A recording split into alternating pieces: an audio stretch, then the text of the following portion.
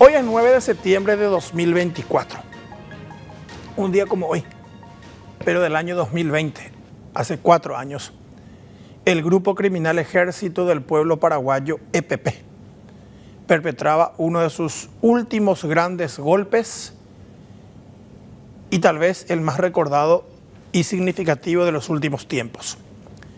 El secuestro de nada más y nada menos que un ex vicepresidente de la República, don Amancio Óscar Denis Sánchez.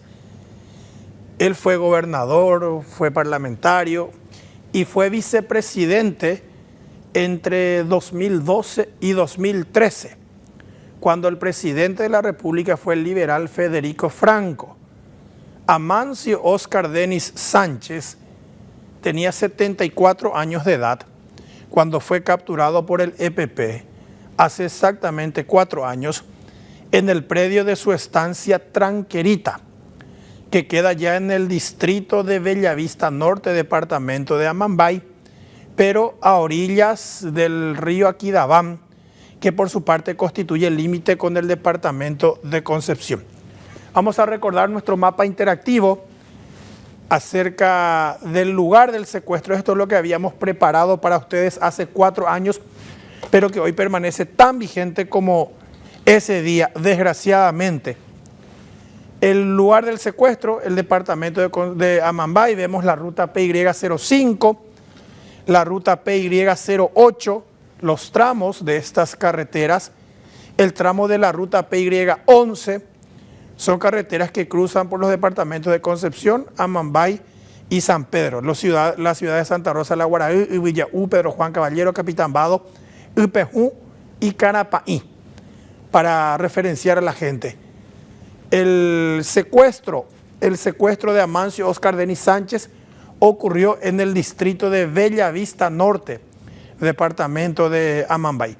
Estas son imágenes de la zona donde ocurrió el plagio, que corresponden a este último fin de semana, cuando el fiscal antisecuestro de la zona, Pablo René Zárate, policías y militares efectuaron una nueva operación de búsqueda con el acompañamiento de la familia del ex vicepresidente Denis, sus hijas Beatriz, Silvana y Lorena. Siguen esperando con esperanzas a su querido papá, a don Óscar, quien hoy tendría que tener 78 años de edad. Este es el lugar donde había sido llevado originalmente Óscar Denis, quien sin embargo, siendo realistas, y aunque tal vez sea hasta crudo pensar en eso, muy probablemente falleció en cautiverio. Este razonamiento se establece a partir del dato de que los autores del secuestro de Óscar Denis escaparon de la zona un mes después, y cuando estaban marchando hacia su guarida mataron a un peón de estancia con el que se cruzaron casualmente en el monte. Y 2 meses después, a punto de llegar a su guarida en el Cerro Guazú de Amambay, se cruzaron con militares de la Fuerza de Tarea Conjunta, que es el brazo operativo del Comando de Operaciones de Defensa Interna. En aquel enfrentamiento del 20 de noviembre del año 2020, 2 meses después del secuestro de Denis, murieron 3 de los autores materiales del secuestro: Esteban Marín López, Lucio Silva y Rodrigo Argüello. Otro que participó del secuestro es Osvaldo Villalba, hijo, quien ahora tiene 18 años de edad. Él es tal vez el único que participó de manera directa del secuestro que continúa con vida y prófugo. Por ende, él es el que tal vez sabe qué pasó, qué hicieron o dónde dejaron a don Óscar Denis. Sus hijas, hoy quienes encabezan el grupo, la organización Que Vuelvan los Tres, hoy dieron a conocer un material audiovisual, el video de una canción interpretada justamente por las 3 hijas del ex vicepresidente, y en ella hacen sentir un poco el pesar de la familia por la ausencia de don Óscar, a quien lo siguen buscando día tras día. Es un caso que desgraciadamente tiende a ser como el de Abraham Fehr-Bandmann, aquel menonita que fue secuestrado en el año 2016, de quien nunca más se supo nada hasta años después, cuando el EPP vendió a la familia las coordenadas de la ubicación de la tumba clandestina, porque mataron a Abraham Fehr en cautiverio y lo enterraron. Después de varios años, los terroristas le vendieron a su familia la ubicación de la fosa común donde lo habían depositado. En el caso de Óscar Dennis, ni siquiera eso.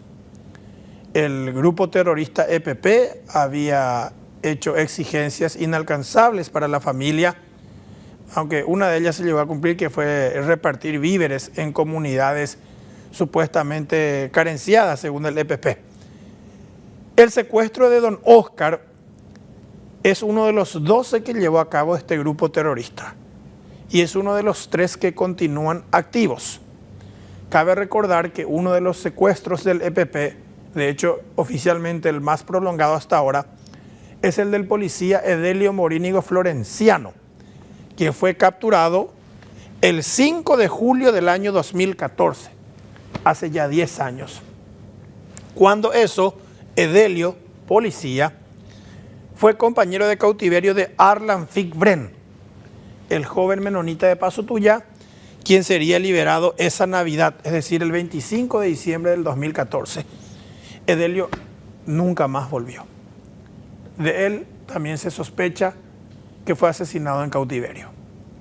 El otro es don Félix Urbieta Ramírez, quien fue capturado, pero por el ejército del Mariscal López, un grupo terrorista que se desprendió del EPP y que lo comanda Alejandro Ramos Morel.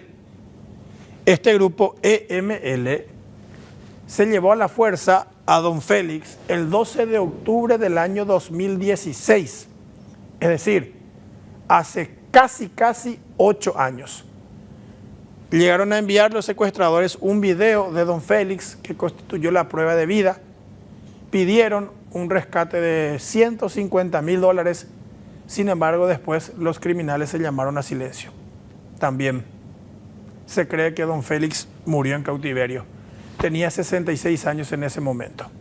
Y el tercero, don Óscar, repito, hoy cumple 4 años en carácter de secuestrado. Vamos a recibir en esta emisión de Crimen y Castigo a una de sus hijas, Beatriz Dennis, quien gentilmente y pese al día duro que están pasando, me imagino, nos recibe en su domicilio. Doña Beatriz, por formalismo, buenas tardes, ¿cómo está? Buenas tardes, Iván. Un gran saludo para vos y para toda la teleaudiencia. Bueno, estábamos haciendo una especie de preámbulo. ¿Qué más se puede agregar a ello? 4 años de aquel día en que me imagino que simbólicamente mataron a la familia de ustedes. ¿Qué más se puede decir hoy a 4 años del secuestro de don Óscar? Dios mío, Iván, para nosotros un día doloroso, un día en que volvemos a recordar todo lo que pasó y cómo nuestra vida cambió. Hace 4 años que nos arrebataron como yo digo, a nuestro todo, a nuestro motor, a nuestro papá, a quien amamos y extrañamos un montón, y nuestra vida cambió tanto desde aquel momento. Y bueno, hoy recordar todo eso, no saber de él, no tener información, pero absolutamente no saber nada de él. Si está, si no está, si qué hicieron con él, si dónde lo dejaron. Y bueno, eso duele más, esa incertidumbre, así como dijo Iván, es un dolor a cuentagotas que es difícil de explicar y no lo deseamos a nadie. Por eso es que insistimos tanto en cerrar todo esto, en que termine el secuestro en el país, que ninguna familia paraguaya pase por esto y que hay un deber que cumplir, como decimos, de encontrar a los 3. ¿Cuál es el dato más concreto que llegaron a tener, si lo tuvieron durante este periodo, doña Beatriz? Concreto nada, Iván. De papá nada, pero absolutamente nada. Digamos que la última vez que lo nombraron, que lo nombró uno de los integrantes del grupo criminal, que fue Liliana, que dijo Villalba. aquella vez, Villalba, que dijo aquella vez que iba a haber un trueque si nosotras conseguíamos información de Lichita, que ellos darían a conocer algo sobre Edelio y sobre papá, ¿verdad? Eso fue lo último, digamos, del grupo criminal que se lo nombró a papá. Pues información, algo concreto del gobierno sobre papá, pero nada, absolutamente nada. ¿Cómo fue aquel día, miércoles 9 de septiembre de 2020? Para la gente que tal vez no recuerda los detalles del caso, ¿cómo fue aquel día fatídico para ustedes, doña Beatriz?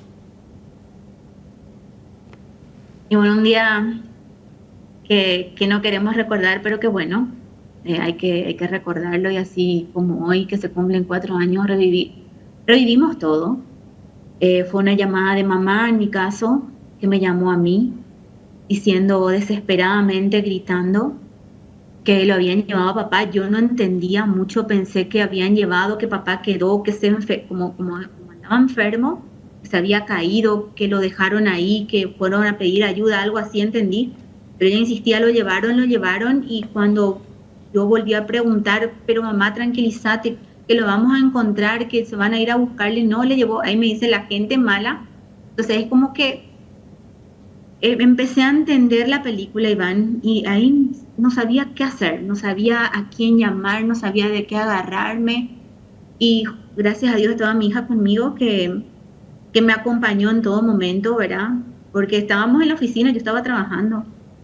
Entonces fui a lo de mi hermana, agarré la mochila que tenía a mano, cargué unas cosas ahí, fue a lo de mi hermana y le dije, vamos, ella también ya sabía, y en ese momento yo recibo una llamada del presidente, digamos que poniéndose a disposición y dándome algunas coordenadas de personas que me iban a acompañar, y yo lo único que decía es que yo no quería esperar un segundo más, que quería llegar al campo, que mi mamá estaba ahí y quería saber dónde estaba papá. Ahí fuimos en vehículos separados, que era más o menos las direcciones que recibíamos al CODI. Ahí tardamos un buen tiempo hasta que ya no aguanté más y dije yo me voy sola o sin acompañamiento, porque deshacía la noche, y cuando caía la noche era más difícil. Yo decía que era difícil llegar al lugar y era más difícil poder hacer las cosas. Y bueno, fuimos, ahí llegamos, le encontré a mamá en el campo, hablé un rato con ella, dejé a una persona encargada que la cuida un rato mientras yo iba al lugar donde ocurrió el secuestro, y cuando llegué al lugar otra vez esperar que llegue la fiscalía, que las bombas, que no tocar, que las puertas, que todo eso. De nuevo esperar un momento hasta que llegaron los fiscales o el fiscal, y luego de ver ahí las llaves de papá y las cosas en el asiento, bueno, te chocaba más, y mirar todo eso, y tenía unas ganas de entrar y continuar y caminar y bueno, juntar todo eso, volver a la casa, traer a mamá, trajimos a mamá, y es como que, bueno, lo llevaron, nosotros pensábamos lo llevaron, pero va a volver, eso, por lo menos yo, pero no se me pasó por la mente no verle más a papá, ¿verdad? Siempre estaba con eso de que, bueno, si lo llevaron, algo me van a pedir, nosotros vamos a dar, y bueno, él va a volver. ¿Y Bueno, ese pasaron pedido los días llegó? y Ese llegó. pedido llegó. ¿Cómo fue? Y fue en el campo también. Nosotras al día siguiente, bueno, le trajimos a mamá. Mamá también llegó con eso de que, bueno, papá iba a volver, ¿verdad? Al día siguiente fuimos al CODI, y ahí por el camino nos atajan y nos dicen, ¿ustedes no recibieron noticias del campo? Y le digo yo, no, ¿qué noticias? Yo ya pensaba que papá ya estaba de nuevo, ¿verdad? Papá apareció, le dije, no. Pero entonces, que hay. Vamos a tener que llegar al CODI y le van a informar, y eso, ahí aceleramos, llegamos al CODI y de nuevo esperar, porque eso sí fue una espera que se desesperaba. Eterna. Y realmente fueron horas que no te puedo contar, Iván. Una desesperación era, bueno. Después llegó el momento en que nos mostraron los requerimientos y después el papelito con las huellas, con la media firma de papá y los requerimientos. O sea, ¿qué había en ese papel, señora? Si puede recordarle a la gente, ¿en qué consistía? No, los requerimientos de provistas por un valor que todos conocen. Sí. Y la liberación de las personas que estaban privadas de su libertad por hechos criminales que cometieron, como ser Carmen Villalba y otros, que el gobierno tenía que liberarlos y en un plazo de tiempo determinado. Y que todo lo que hacíamos debía ser transmitido en vivo por los diferentes medios de comunicación o a través de las redes. Y nos daban un plazo de tiempo. Bueno, y ahí nos pusimos en campaña y a hablar también con los representantes del gobierno, y la respuesta fue enseguida una negativa. El gobierno no negocia con criminales, ¿verdad? O sea, entonces, plata nunca les pidieron.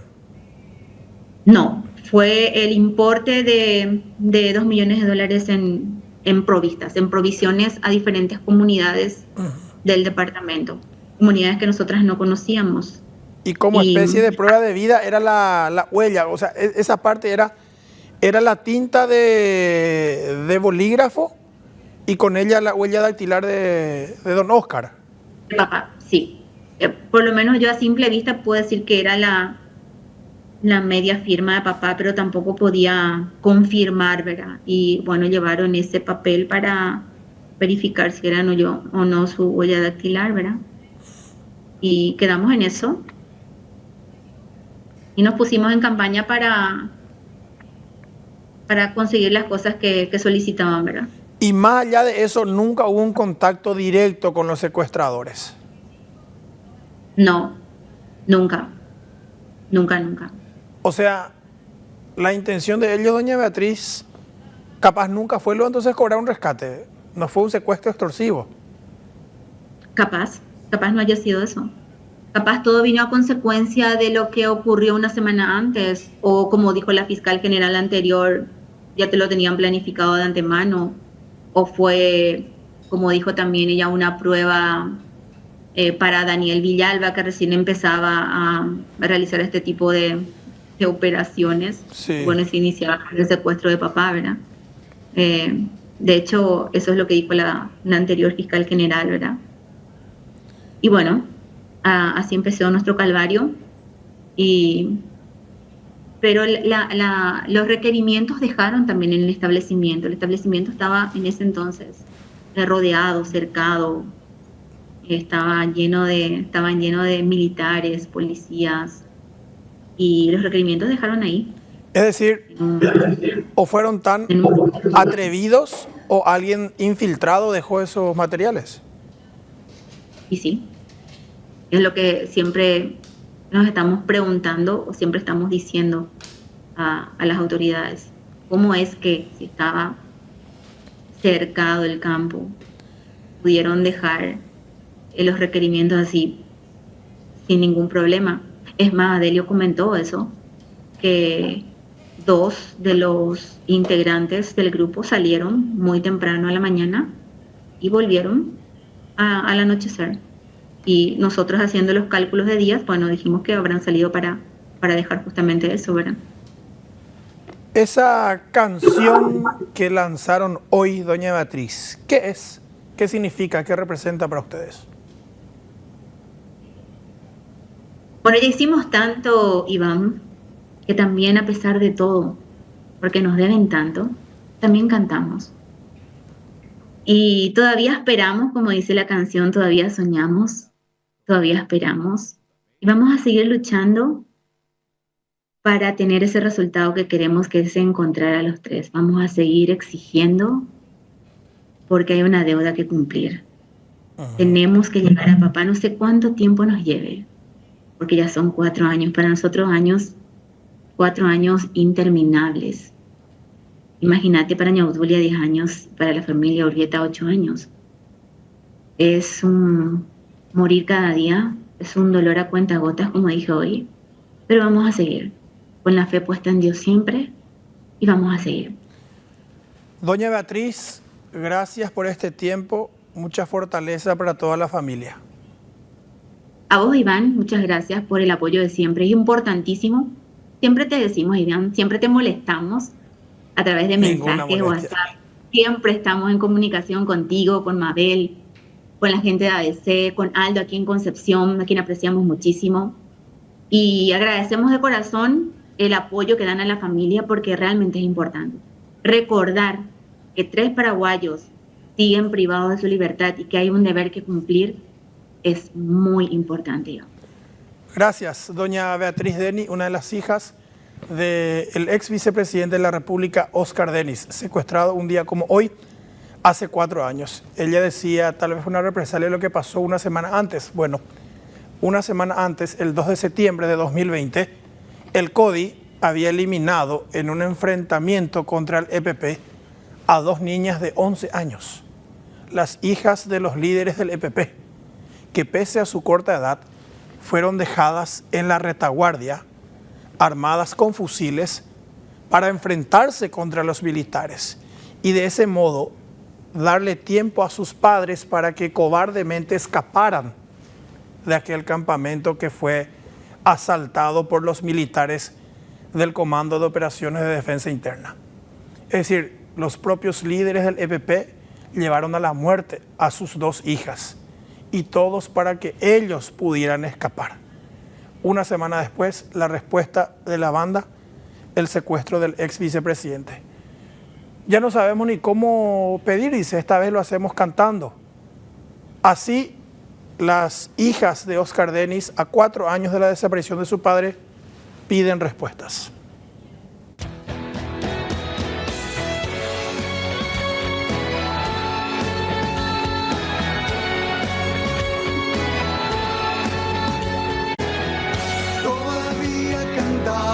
Todavía pedimos, todavía soñamos, todavía esperamos.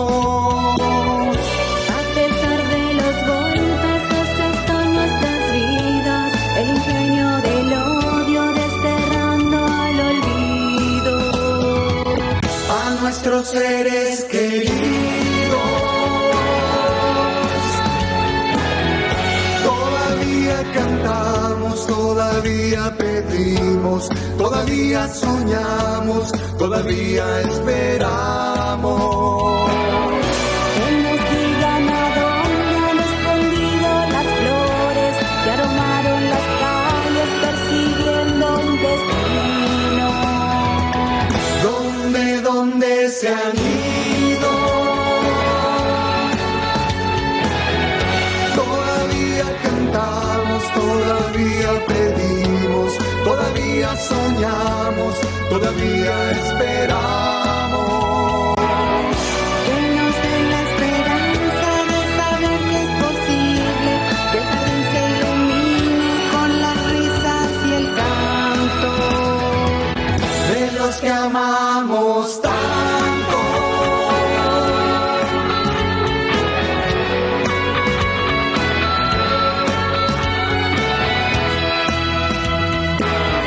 que nos den la esperanza de saber que es posible, que el jardín se ilumine con las risas y el canto De los que amamos tanto. Todavía cantamos, todavía pedimos, todavía soñamos, todavía esperamos.